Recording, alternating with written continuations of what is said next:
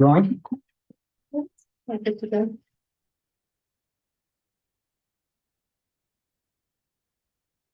Okay. Yeah. All right, well, I'm going to call this meeting to order. This is the City of Lafayette Transportation and Circulation Commission meeting for May 6, 2024.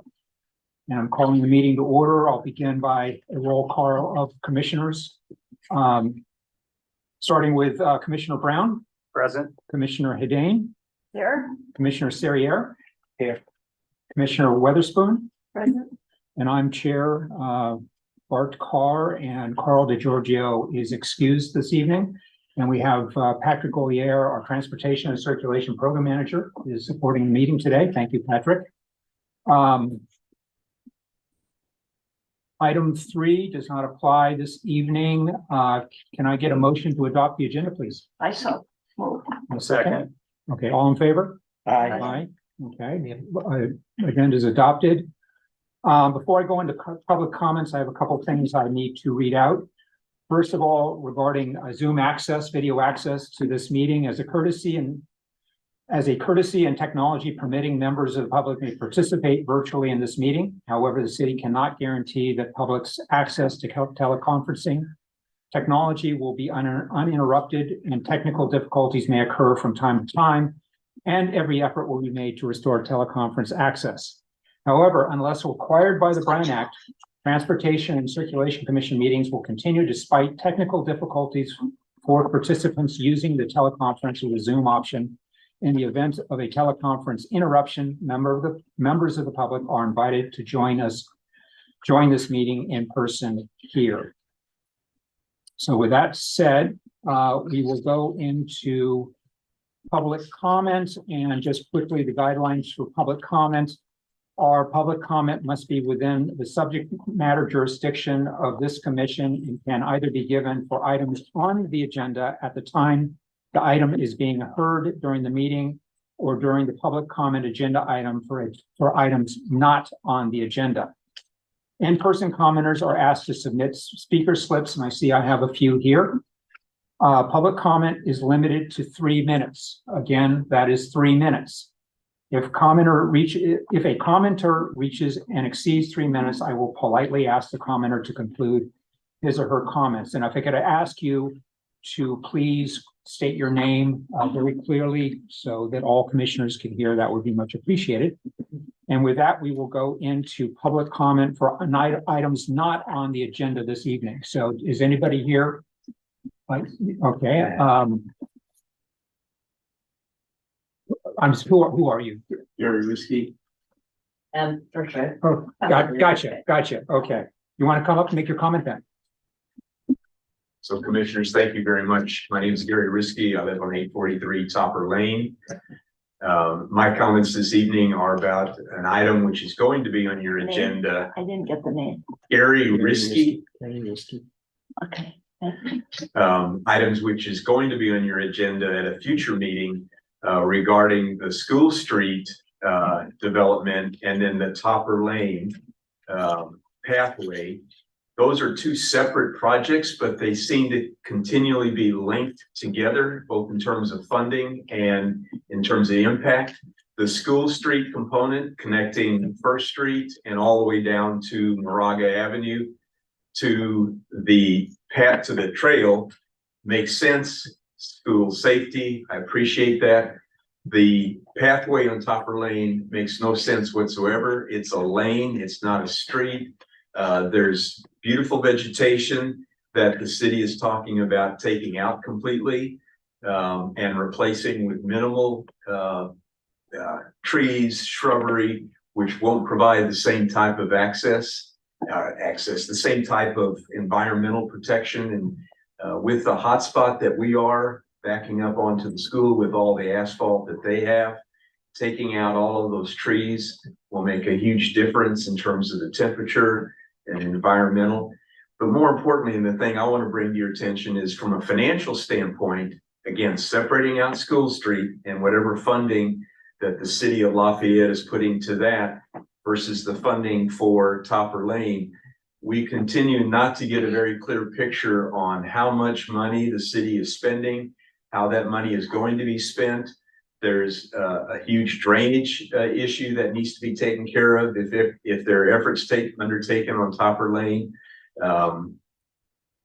All of that, when you think about, okay, I'm gonna take 40 or 50 trees out. I'm gonna redo draining. I'm gonna put a pathway in. And then, lastly, I'm gonna maybe put some landscaping back in. The city doesn't have unlimited funds. I haven't seen any type of allocation of how much individual components are going to cost and how all of that plays out in terms of doing anything on Topper Lane.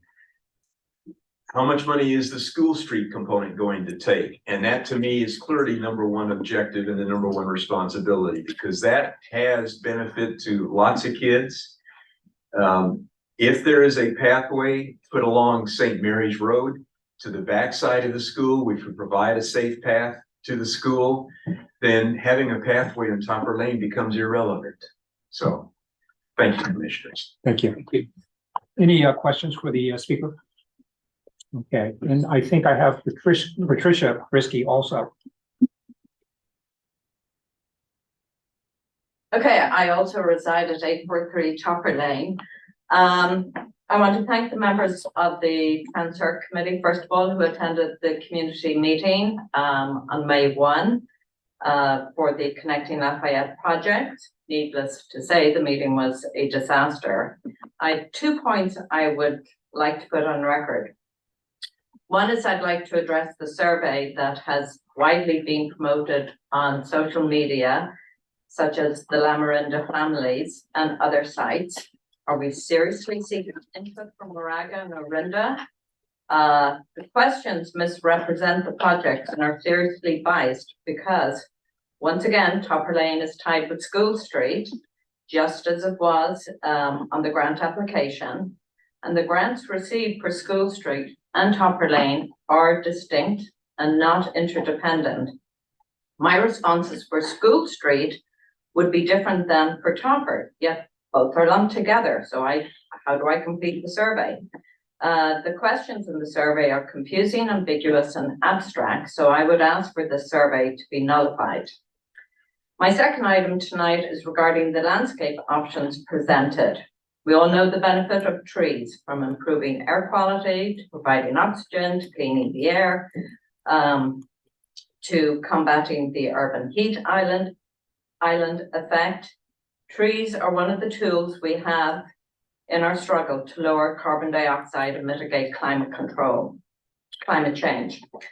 Our home in Topper Lane backs up to the school sports courts, which were put in about 5 years ago, plus a new asphalt parking lot beside the courts. With the amount of asphalt at the school, we are in an urban heat island. Topper Lane, as it currently exists, is tree-lined, green, and it's environmentally conducive. With the destruction of the trees, this will be gone.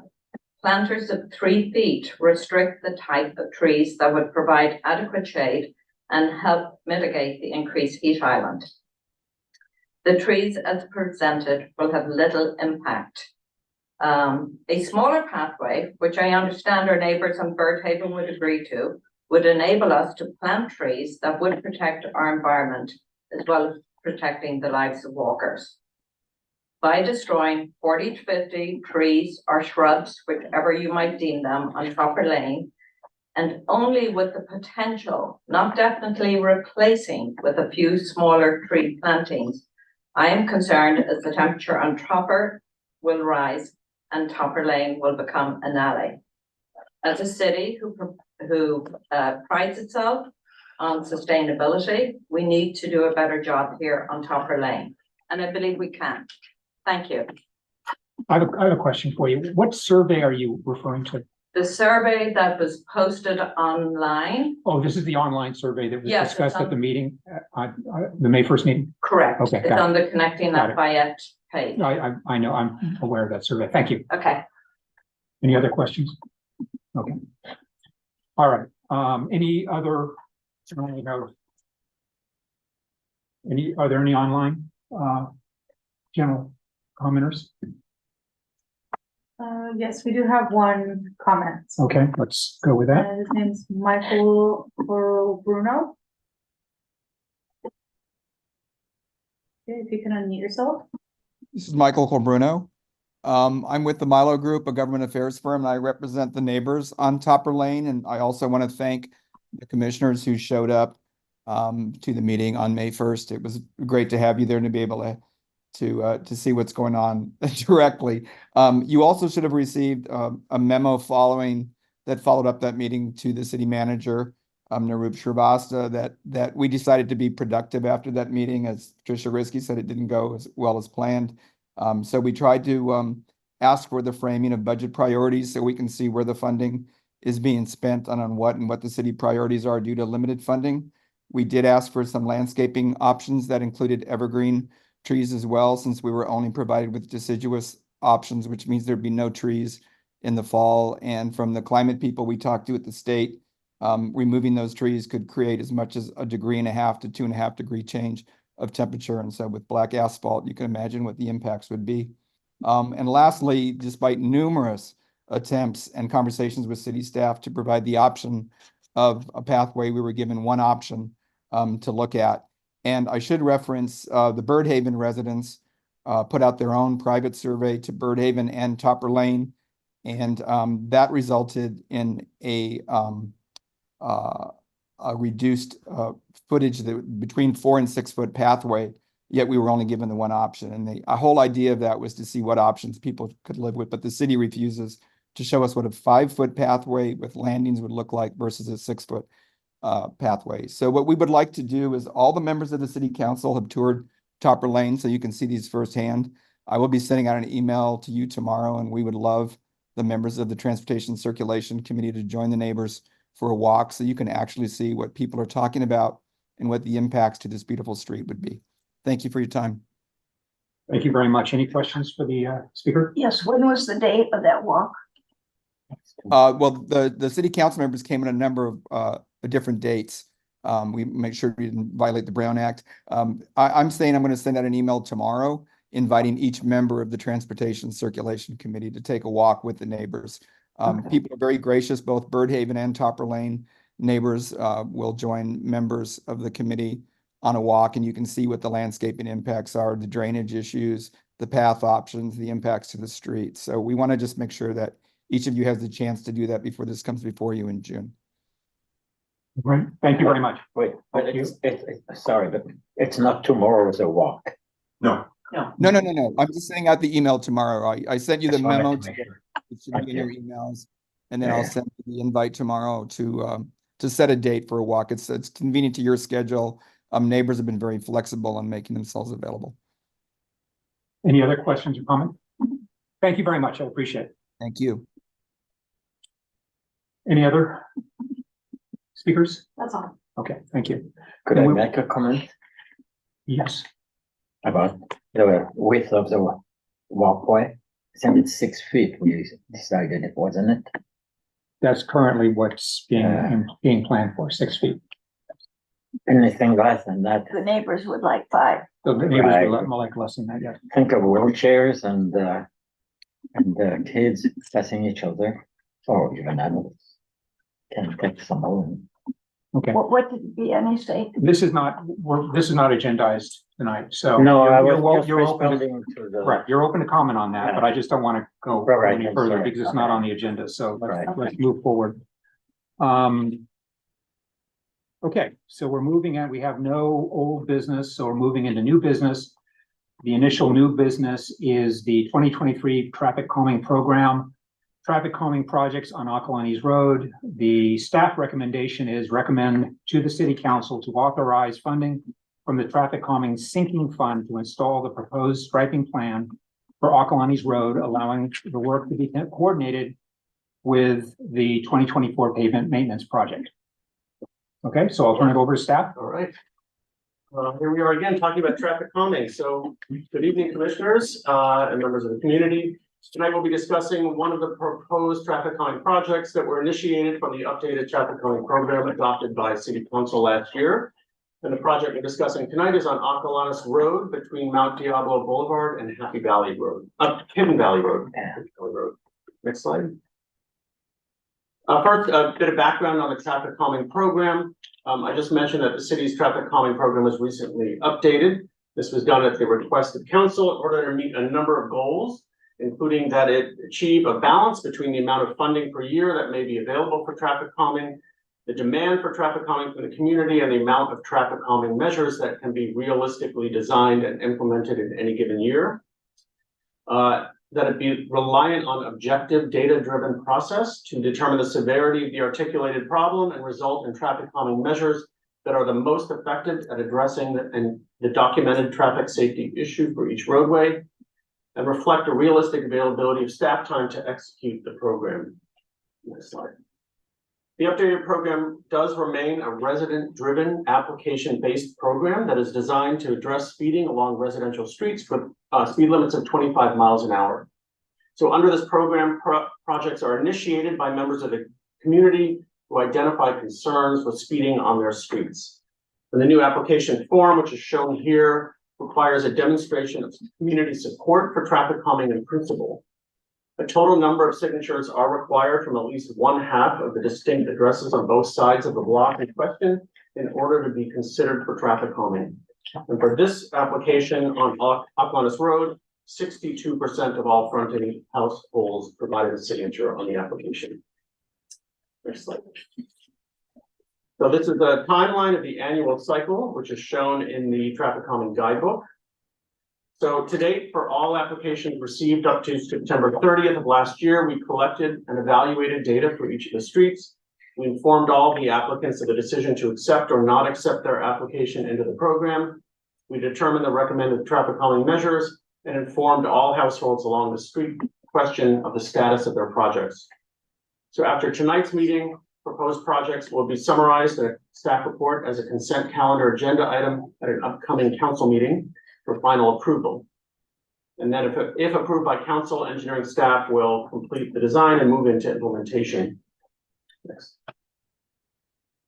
So that brings us to this project on Aquinas Road. This is the segment of the road that connects Mount Diablo Boulevard and the Highway 24 ramps at its north end to Hidden Valley Road and Glorieta Boulevard at the south. Hidden Valley and Glorieta both provide access to Orinda, so it is somewhat of a regional road. The section of Aquinas carries over 7,700 vehicles per day. There's a sidewalk on the east side of the street from near the city line, way off this map to the south, until just south of Valente Drive, which is like the bottom third. So in the gap between Valente Drive and Mount Diablo, pedestrians tend to use the wide shoulder lane along the east side of the street. Aquinas Road also has class 2 bicycle lanes along both sides of the street. And then also that's used to provide a buffer between pedestrians who are in the shoulder lane with the moving vehicles. Finally, the street carries 2 county connection bus lines that provide service to both Aquinas High School and Stanley Middle School. Next slide. Notably, Aquinas Road was recently designated as an evacuation route, and that's what this map is showing as part of the update to the safety element that was completed in 2023. The safety element is a state mandated general plan element that identifies potential natural and human caused hazards that could affect Lafayette's residents, businesses, and services. The evacuation routes were established during this planning process to identify roadways that would be used during an evacuation event. And these roads are particularly critical in Lafayette given the limited number of ingress and egress points. In addition, these evacuation routes overlap with the primary routes used by emergency services to access many of the smaller residential streets across the city. So because of these designations, the city is restricted in the types of traffic calming that may be used on this street. So as an example, we would not be permitted to install speed humps that might hinder evacuation processes and slow emergency response vehicles. Yes. So this is a screenshot of existing conditions along Aquinas Road looking south from the Valente Drive intersection. The vehicle lanes today are 11 feet wide with 5-foot bike lanes and 7.5 to 8 foot parking shoulder lanes.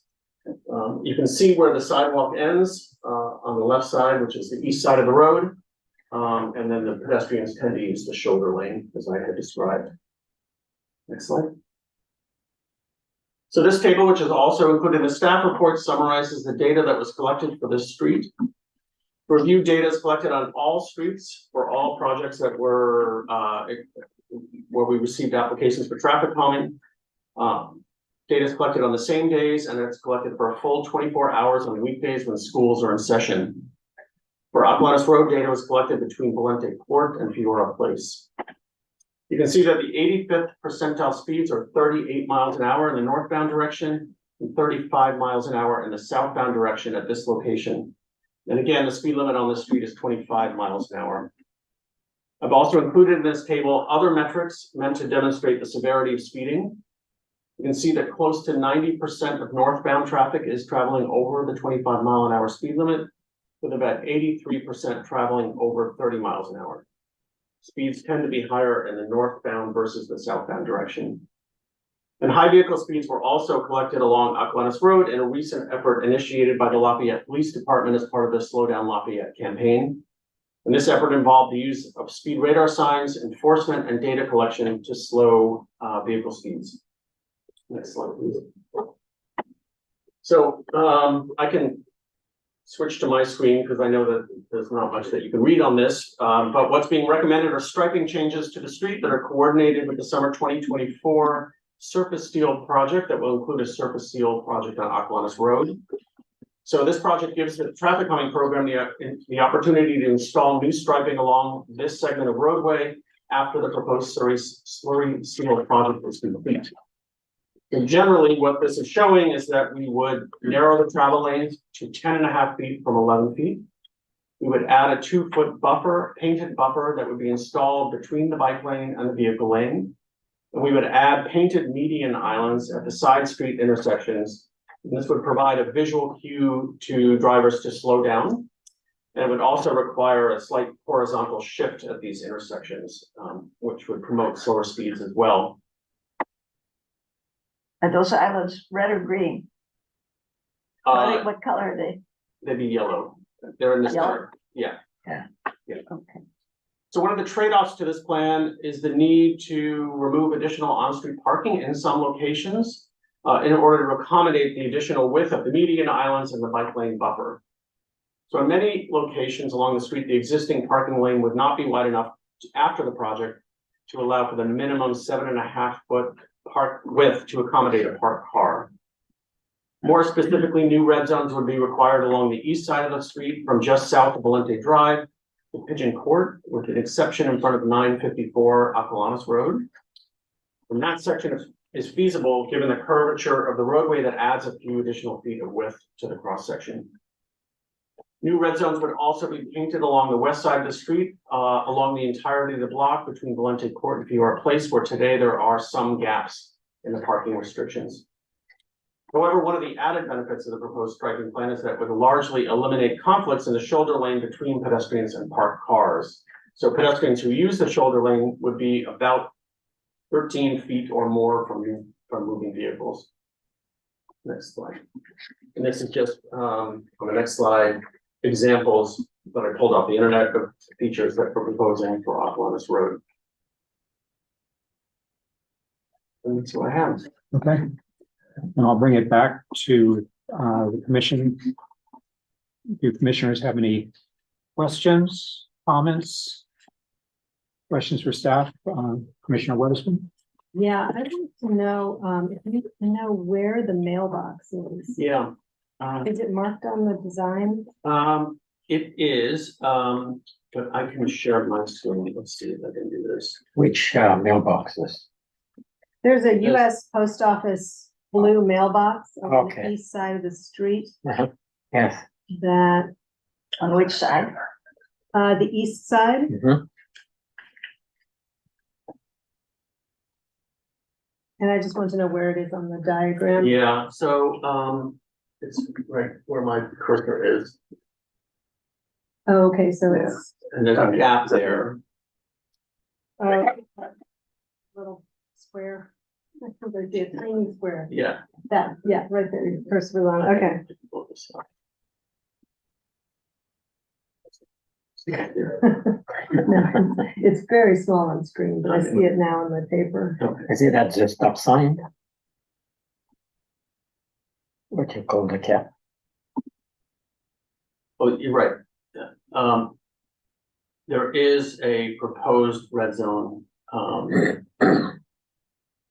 we can swap that out with a different color. Okay, yeah, I just wasn't sure where the location Yeah. was. Mhm. Thank you. And then the other question I have is the stretch from, sorry, I don't have my exact terminus, but on the master walkways plan, Yes, from where the sidewalk ends to Mount Diablo? yes, Okay, that was added in 2015.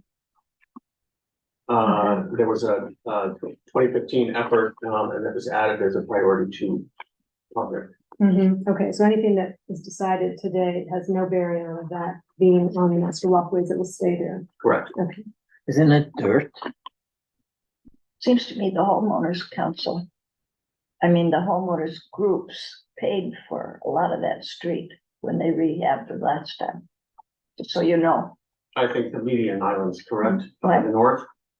I think it was, yeah, and maybe more than that besides, but I lost counted the dollars. It was a lot of money. But to go back to the sidewalk, the east side is all dirt. And then there are a little bit of pavement here and there, but it's not in very good shape. It's not a sidewalk. It's not a real sidewalk, correct, but there is room for a sidewalk. Correct? No, there generally is not. I mean, it varies. Yes, but we couldn't make it a real sidewalk then. But that's not what's being considered here. It's not, There's not funding for sidewalk. We're looking at striping. yes, for the cars, but for the pedestrians, I was thinking. Have Such you as ever tried I, to walk it? huh? Have you ever tried to walk that area? Oh, yeah, yeah. Yes, many times. I have a question. Speed signs. How many speed signs are gonna be? There are no speed signs as part of this project. Right now, we're just talking about, you're talking about speed radar signs? Radar signs, yes. We would like to add those, subject to finding more funding. Okay, I wasn't clear. if one was funded and there is a desire for a second one. None are funded. Okay. But speed signs or portable speed sign was used as part of the, Oh, yeah, as part of the police department. right, effort. and that Correct. helped at the time, I assume, to Correct, right. address speeds. Okay. And can you also, so the cost for the striping is $6,000 to $7,000. Mhm. And then there was a comment on a total figure of 90,000. Is that the total amount in the sinking fund? Is that what you're referring to in the staff report or what? Yeah, there's a sinking fund of $100,000 And and our projects, all of the projects are estimated to cost about. about 90, all right, that's what I assumed, but I wasn't Mhm. clear of that. Okay. Yes, Lynn. Oh, would you explain what the sinking fund is? I can't, but I assume Pat staff can, so I'll let him do It's a that. one-time, deposit of $100,000 from council from a number of years ago, towards traffic calming efforts. And so, use it till it sinks, till it gets It down to zero. disappears. Yeah. Yeah. Mhm. Any other questions? Yeah, Yes, just fine. yes. Patrick, I noted in the letter to resident or neighbors, you did talk about the removal of parking. I don't know, and there was no public comment that we received, in opposition to that. Have you heard anything otherwise The from project neighborhood? applicant, who is here tonight with us, spoke with a lot of his neighbors. He took on going door to door to the neighbors to explain what the project meant and where the parking removal was being proposed. I just didn't know if there was a lot of pushback, but We're essentially here because of that gentleman. Correct. okay. So the feedback that we got was that generally it wasn't problematic, but try to accommodate one of the houses, which we did do.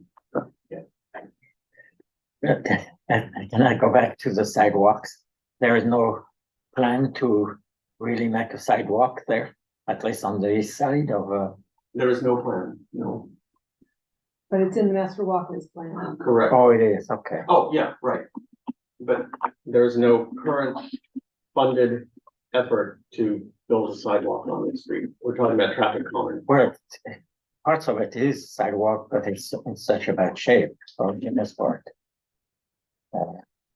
But that's not part of what we're discussing. I understand, but Well, your point is well taken, thank you. but Yeah. it's not part of what we're considering here. Did you saw the letter, submitted by Robert Russell? Mhm. And in it, he has 4 items that he asked us to consider, and I was Yeah. wondering if you could respond to those.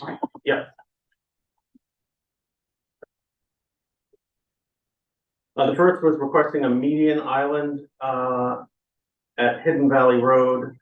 And I wasn't sure if that was a painted or a concrete island that you were requesting. Painted.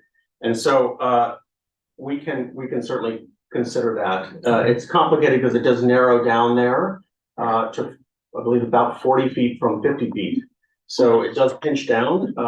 And so I'm not sure at this time if there's enough roadway width to be able to do that, but we're gonna look into it. The second was adding a white zone for people to park temporarily at the mailbox, and yes, we can accommodate that. Install some tactile element in the painted medians, and so we would plan on installing reflectors, like the photo that you've got here. That's part of the striping. I don't think there's any street lights on the street, and so that also becomes important as well for safety, just for drivers' safety. And then putting in a permanent speed sign going southbound, like the northbound sign, rather than temporary trailer. I'm assuming for the northbound sign, you're talking about the police department's sign. I was assuming that was permanent, but I guess not. I think the intent from the police department, and I invited them to come tonight, and he had a conflicting meeting, was to move that around the city. Oh. But I'm gonna confirm with him. But we agree that Oklanis Road is a good location for a permanent sign, and so, I'm gonna follow up with the police department. And if they are planning on taking it down, then we will search for funding for, installation of a permanent sign. Okay, great, thank you. Yeah. A temporary one, a trailer, or is it? He has 2 different kinds. One is, hanging like a, regular sign you would see, and the other is a trailer, so he has both. Okay. Any other questions or comments before we go into public comment? I have a question. I'm kind of wondering how your data compare to what LPD, Police Department collected. And what kind of trend we're seeing. So the Police Department started collecting August 2023 and did about a 2-week collection, and they found their 85th percentile speed northbound is 34.6 and southbound 33.7. And they found over the course of several months that they were able to reduce that. But I'm wondering, they reduced it down to 33.8, I believe, northbound, 32.9 southbound. And then I see your numbers that you collected, I presume, after the end of this police department's I survey. can pull it up, but I think that I collected speeds earlier than that. So I don't think there was overlap. Oh, you think yours was even before August? I believe so. I would have to look into it. Okay. Well, that would be good, because then you would be showing, I know maybe the collection methods are a little different. They're They using their video or their black box machine. Okay, so there might be some margin of error, but We use tubes across the road, yeah, Mhm. okay, or I okay, use tubes across the road. okay. Well, that trend is better, because you had said 38 miles per hour, and so if they had managed to go down to 33.8 and we're back up to 38, I would be Yeah. concerned, but, okay, thank you. I was also struck by the volume of traffic. They're over 7,700. A lot, isn't it? Yeah, daily. Okay, let's go into public comment. I have 2 speaker slips, the first from Mr. Bob Russell.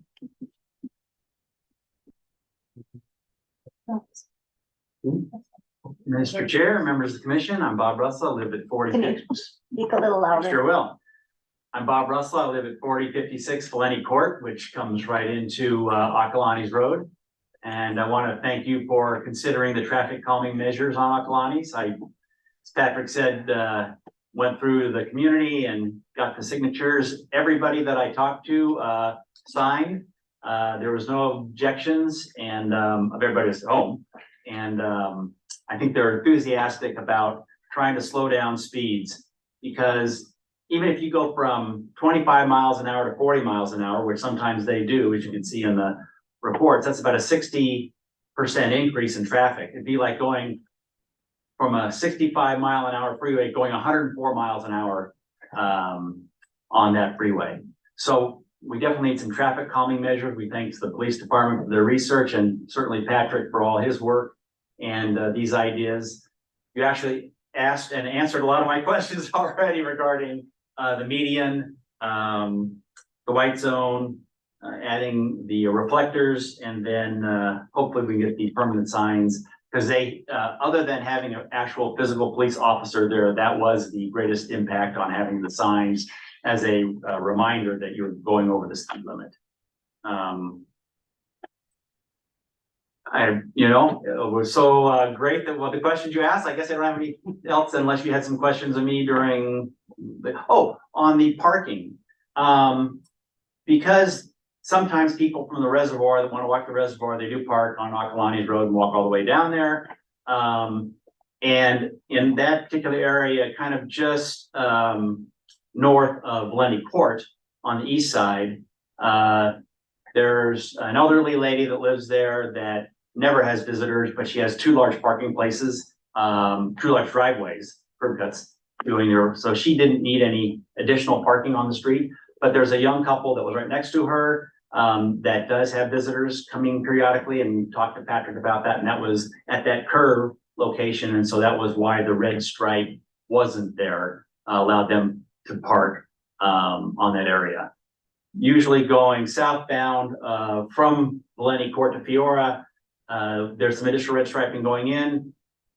The only people I see here, because I live on Lenny Court, is contractors or guys that pulled over to the side to be on their cell phone.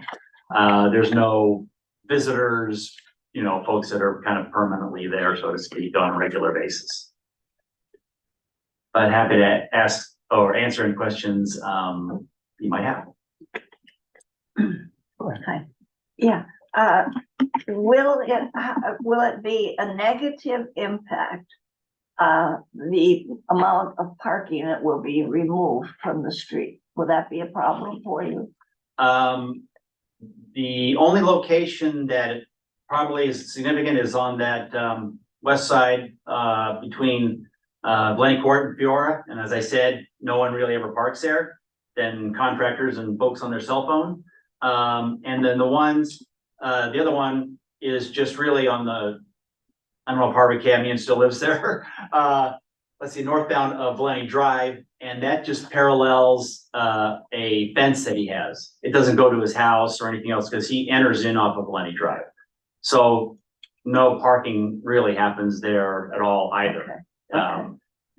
That's all I wanted to know, how much a problem that was going to be. Yes. Not much. Good, yeah. Thank you. And your neighbors are aware of what's going to happen in terms Yes, of the striping, yes. because They're again, probably turning cartwheels. again, looking at the traffic calming request, there's no verbiage indicating that, nor on the signatures that you gathered. So I just want to make sure that.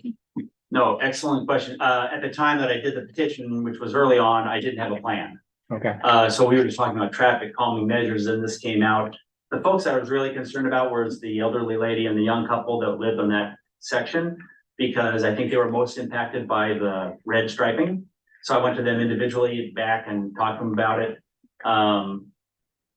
And other neighbors, one wanted speed bumps. I explained the reason we couldn't do speed bumps. One thought that if we add more red stripes, there'll be more people that want to go to Lafayette Reservoir parking on our street as opposed to on Akalani's Road. But there are still, I think, at least 2 to 3 stalls there in front of that curb location where if someone did want to do that, they could do and still walk down Akalani. So I don't think it'd have a significant impact. And then I think as Lynn said, most of the other ones were ecstatic because making a left-hand turn out of our court on Akalani is going to the freeway. You're taking your life in your hands. They're just going so fast. I assumed as part of this process that word got out as to what the solution was. But I just thought I'd ask the question, and I want to also say, thank staff, because you got a letter out to them about a week and a half or so ago that I saw a copy of, which I think is good too, but I Yes. just wanted to ask the Very question. Yeah. Yeah, very thankful for okay, that. good, Okay, thank you. thank you.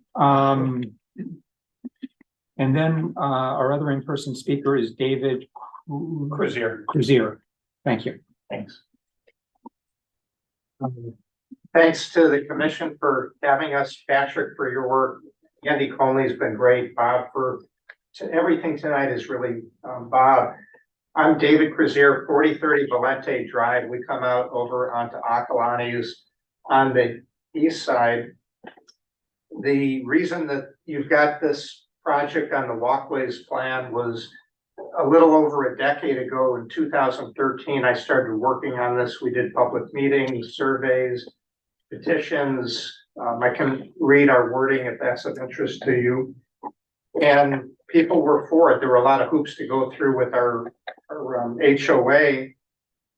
Fast forward a little more than a decade, I can't dodge the cars as well as I could back then. And I think that as the city grows, it's becoming more of a problem. The reason I think you should care is, regardless of all the statistics, there's only one in my mind that stands out. Over the police's study period, the number of cars that exceed 40 miles per hour on average per day are 70 to 111. That's a lot of cars that are going really fast that have no reaction time. We've got a lot of elderly in the neighborhood. And there is a sidewalk in part, I'll talk about that, but the rest, you've got a convergence where you've got cars, bikes, and pedestrians, where Akalani's, Mount Diablo, and 24 come together. You know, people can be on their cell phone. All you need is one thing and you got a bad situation. I'm not saying it's that, I'm just saying that it's a convergence, and we got 70 to 111 cars per day exceeding 40 miles an hour. That's why you should care. The city has done a lot. We've got it on the walkways plan. Mike Moran has repainted the lines. You've got these radar signs up, and Patrick and Andy did a great study, but we still don't have a solution. The reason why this gap, I think, matters is because you've got a 3.5 mile nice stretch down Mount Diablo going to town, Bart, Stanley, the reservoir. So people are going down there. And then north-south, you've got a 1/2 mile that's trail that's got guardrails towards Orinda. And so people are going, then we've got this 3-block gap. So yes, I fully support Patrick's solution, but I think that ultimately you've got to get a sidewalk or something with the rest. That's for another time. Hopefully you use traditional funding. If not, we've got a big project that may be approved next door that you could sequester some impact fees to fund. I'm 1 second out and I'll close there. Any questions? Any questions for the speaker? Comments? No, thank you, Mr. Cruzier. I appreciate it. Do we have any online speakers? No? Okay, thank you. Then I'll bring it back to the commission. Any further discussion? Questions for staff? I see none. I think everyone has done a fine. Okay, does someone want to make a motion then? Yeah, I would move that we accept the city's recommendation with the addition of the white curb that we talked about, the reflectors in the median islands that we talked about, and then further evaluation of the island at Hidden Valley Road and a permanent speed sign. Do I hear a second? Did we leave out anything? No, that was, That's all. I think that was the city's Good, okay. staff's recommendation. Do I hear a second? Second. Okay, I'll do a roll call vote. Commissioner Brown, Aye. Commissioner Hayden, Aye. Commissioner Serrier, Aye. Commissioner Weatherspoon, Aye. and I'm an aye, so it is unanimous for those commissioners present tonight. Okay. That closes that item. We will move on. You have no idea how historic this is. Truly, Where's, are we running champagne or what? nothing? Okay, we're gonna move on to item under new business, item 7B, which is e-bike safety among Lafayette youth. Recommendation is receive and provide comments, and because Commissioner Weatherspoon and I wrote the staff report, I will go ahead and introduce this. Members of the commission have both observed and received comments from the public regarding increased use of e-bikes in Lafayette, especially among youth riders. So this item tonight is meant to introduce e-bike and scooter safety to this commission and initiate discussion. The staff report recommendation is to receive and provide comment. So no formal commission action is requested at this time. The staff report does provide some commission direction suggesting that the Transportation Circulation Commission is available to assist the city with education campaigns and could form a subcommittee to liaise with the Lafayette Police Department, residents, and other relevant entities, which are primarily the school districts, to support ongoing and future educational efforts. So let me say at the outset that the commission interest is centered on safe and responsible riding behaviors. This is not about banning or restricting e-bike or scooter use. The commission sees e-bikes and scooters, along with non-electric bicycles, scooters, and pedestrian travel as viable and important alternative to use of automobiles. The report includes two attachments. The first provides information on AB 1096, which is California's new e-bike law, and describes the different classes of e-bikes and requirements for different users. And the second attachment is a Slow Down Lafayette e-bike safety tips flyer that was created by and distributed by the Lafayette Police Department as part of their general Slow Down campaign. So with that, I'll ask Commissioner Weatherspoon, do you have any additional comments you want to add to the introduction before we go into discussion? No, I think you Did I cover everything? You did. Okay, staff, do you have anything you want to add?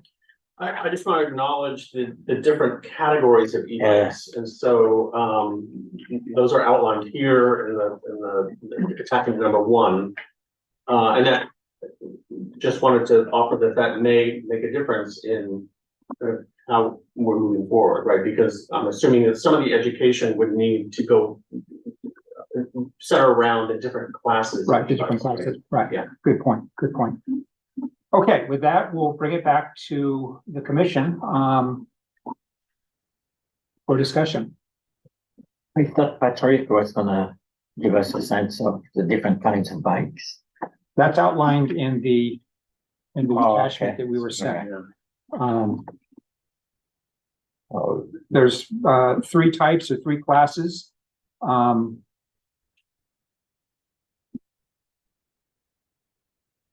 what they, Type 1 on the initial page, type 1 or class 1 bikes with a top assisted speed of 20 miles per hour that must be pedaled to operate.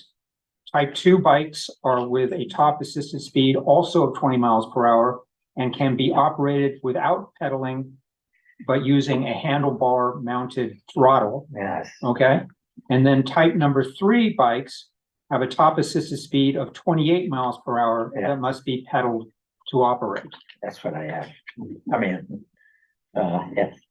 Okay. That's what I wanted to know. So type 3 is the category that it's a minimum age of 16. Oh, very good. There are 2 categories that are minimum age, I think, like that. Just type 3. As shown in the table here. It's in the back. 16, type 3, and, the moped. Moped. Yeah, okay. Yeah, not on this is e-scooters, which have their own regulations. Yeah. Which are not identical to e-bike, to type 3 e-bike or moped. But they notably do require a driver's license or learner's permit to operate. Right. And I Which believe one? a helmet. An e-scooter, e-scooter. a battery powered scooter? So similar to the Lime scooters. Exactly. And type 3 e-bikes, which are the ones that can go as fast as 28 miles per hour, are prohibited on class 1 and class 4 bikeways Oh, really? unless by local action or ordinance that is changed by a local entity. So Even if we keep our speed to 15 miles per hour, like on the, yes, oh, really? Yes. Oh, shock. Has anybody, because you have the ability to go that fast. So yes, has anyone Oh, been okay. tabulating accidents on this, and segregating them in a category to see what impact these bicycles are having? I would have to ask the police department if they're doing that. They'd have to do it. Could we? And it's difficult for just a plain old ordinary citizen to get this information. Can you get it? Mhm. Okay, Yes. I'd like to have it. Mhm. I probably we'd all like to have it. Because we may want to make our own rules about some of these bikes. I think what we're looking at potentially doing is establishing a subcommittee of this commission That's good. to work with the police department Yeah. and support their efforts. They're going to take the lead in e-bike, e-scooter safety as part of their overall SLOW campaign. That's good, yeah, But we can support them, and I think that that's something that we're going to consider tonight and okay, ask for volunteers to do that. but we don't, well, And ask for we- volunteers where? Yeah, well, amongst the commission. Only amongst the commission, or maybe people all over everywhere No, would well- want to apply. No, we're just asking commissioners to volunteer. No, just a couple, and I think I know who those two are, but if others want to, if others want to join, that's fine.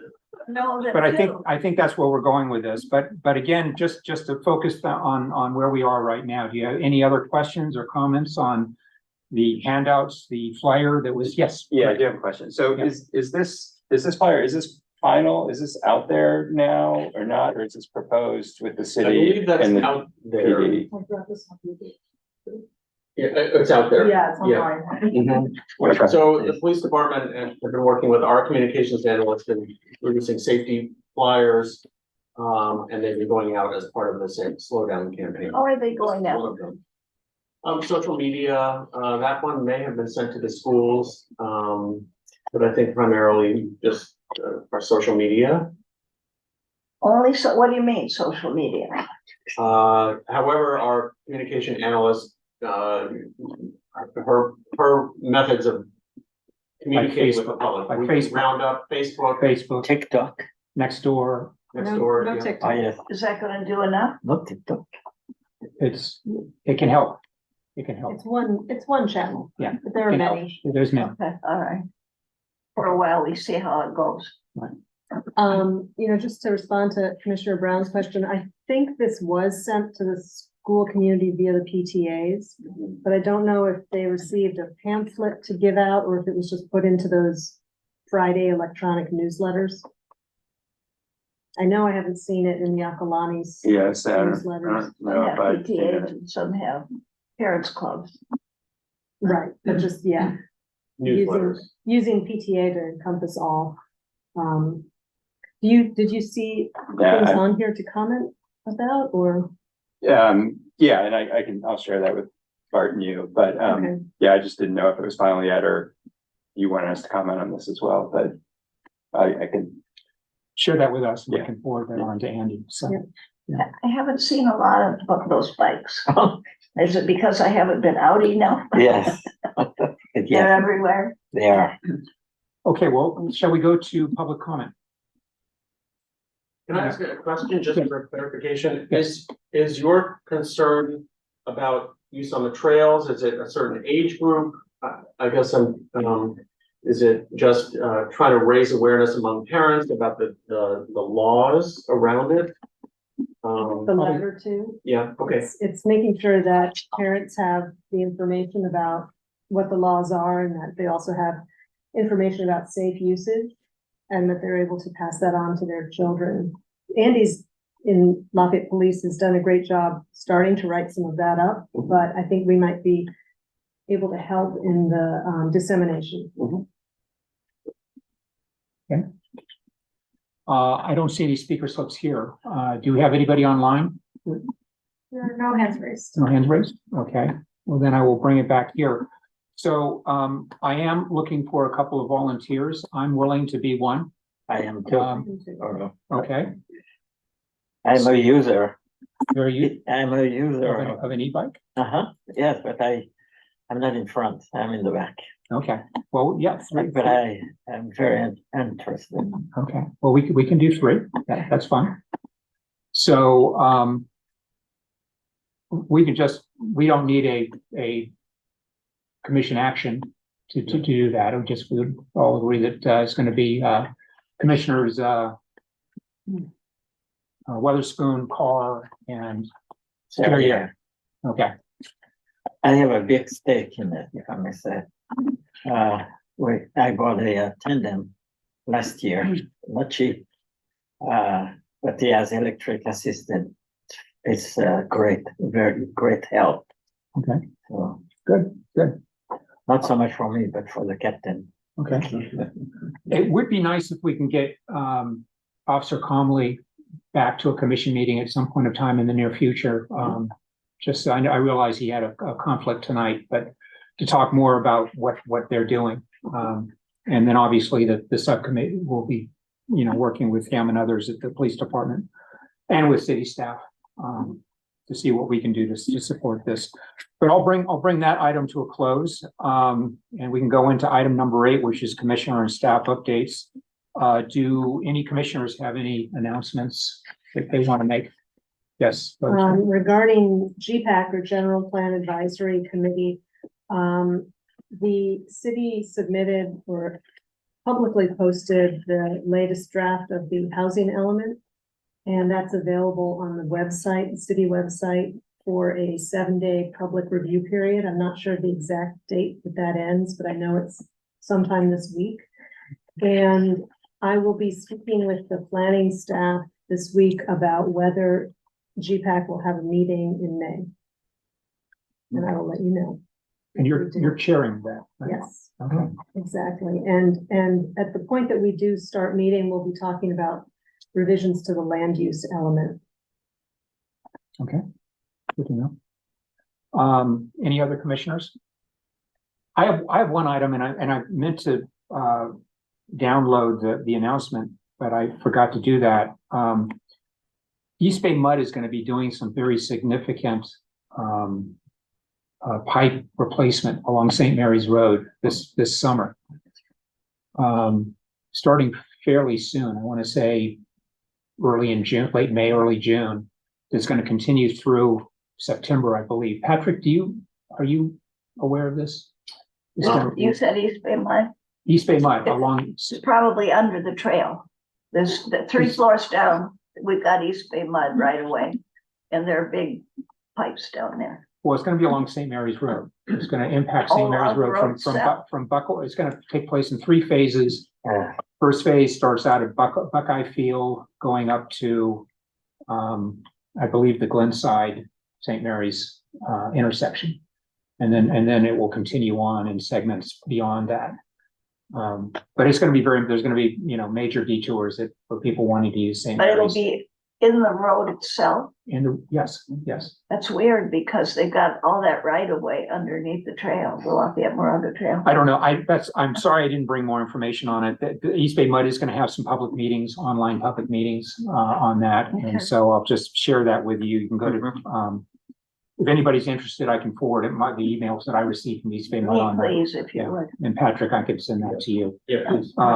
Okay. And then Bike to Work Day is coming up on May 16th, right? May 16th. Week, Right. next Thursday, right, so, we'll be setting up shop again in Lafayette Plaza, from 7 to 9 AM with snacks and drinks and T-shirts and other fun things, and several of you have volunteered, Yes, as well as some, council members. Oh, good. So, yeah. excellent. Is So we're it, gonna- is it really renamed Bike to Anywhere Day? Bike to wherever day. Bike to wherever? Yeah. Yeah, right. Can I walk there? You can. Is it at the same We will place? train you. Is it gonna be at the same place? It will, yeah, Right on the sidewalk there, right? yeah. Okay. Well, in the plaza. Yeah, but last year we had to get right on the sidewalk so that we're next to the roadway. Okay. Yeah, Yeah, okay. Okay, anything else Thank you. from commissioners or staff? Not, then I'm going to